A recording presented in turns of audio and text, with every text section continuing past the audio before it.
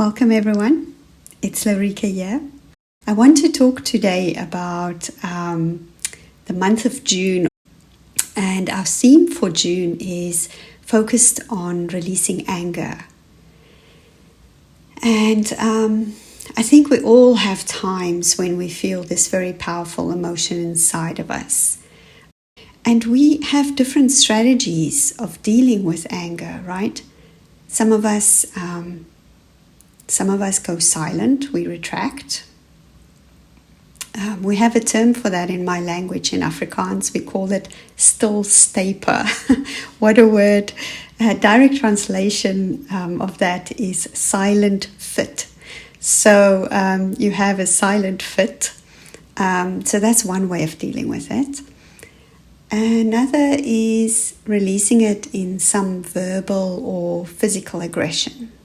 So some people go for a fast, intense walk or a run, and others may shout at the top of their lungs.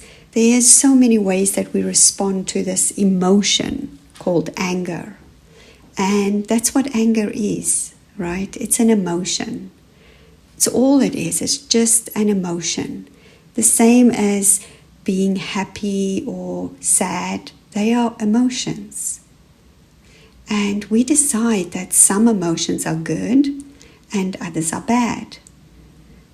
We say sadness is a bad emotion, happiness is a good emotion.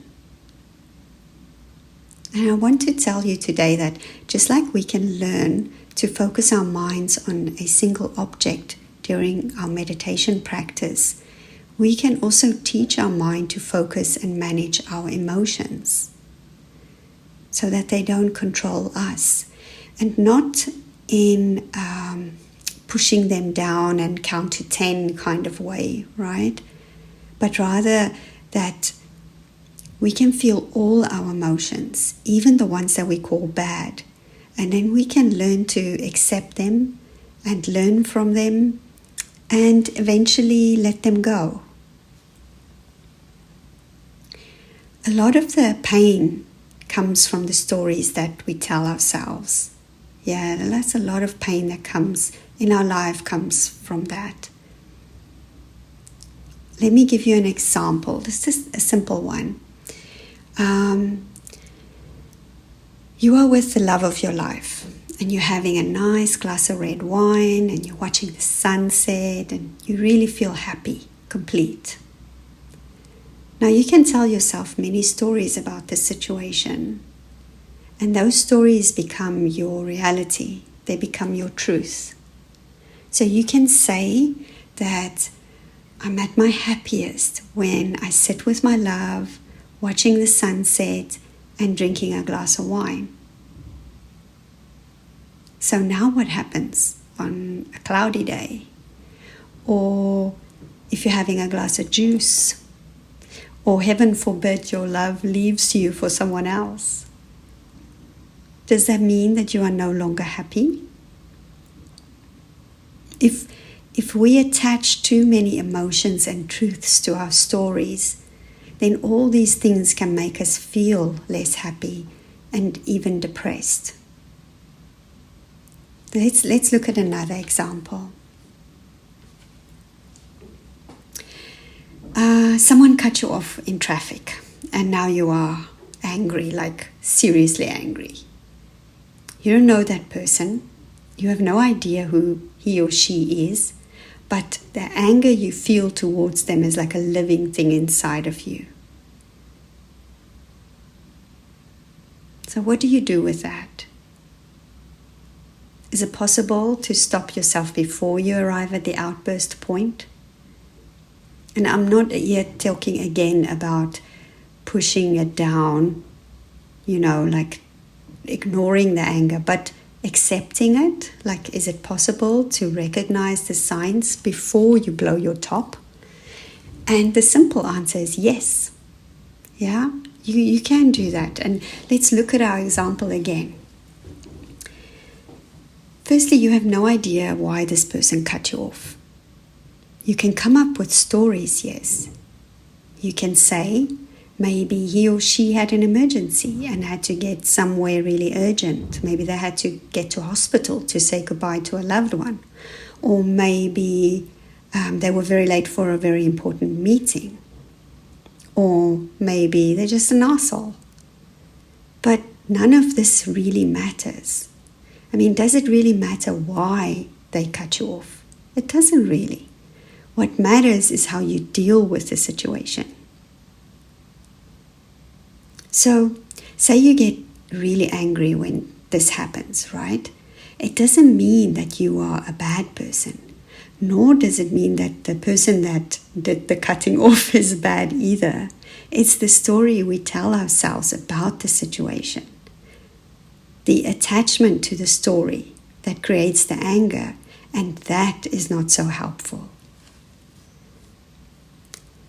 So let's look at how this can play out after you've started to recognize your emotions, such as anger, and you've begun to work with it a little bit. So this is how it could happen, right?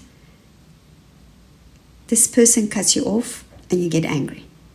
And you feel it in your chest, like you feel it in your breathing, in your pulse. And then you actually become aware of it. You catch yourself that moment before you let it out. You realize what is about to happen. You're aware of it. And you give yourself the permission to decide what comes next. Am I going to shout, or am I going to let it go? You may very well decide to shout, and that's okay. But it's your choice, that you are not a slave to your emotions. That's the answer to becoming more at peace. Does that make sense? I mean, these decisions that we're talking about, they're just like a split second. Most of the time. They can take longer, but mostly it's a split second. It doesn't matter. What matters is that we realize that we have a choice, and that we make the choice that feels right at that moment. The choice that feels right at this moment. So for this month, one of the activities that we have is our usual guided meditation. And this meditation will help you look at your emotions, especially anger. And you can begin to recognize your emotions and anger and learn to start to work with it. I find it really works for me for all my emotions, even the ones that I label as good emotions, not just the ones that I call bad. Yeah. So in addition to the meditation, we also will use journaling to identify the anger, our anger, and find out the ways that we deal with it. You can print out a PDF with 30 prompts to write through. It will be one for every day of the month. And there will also, as usual, be a couple of bonus posts during the month, just to keep you motivated and help you keep going. I'm so happy that you are on this journey with me. So I invite you to join me and walk with me. And I wish you a wonderful month filled with peaceful moments.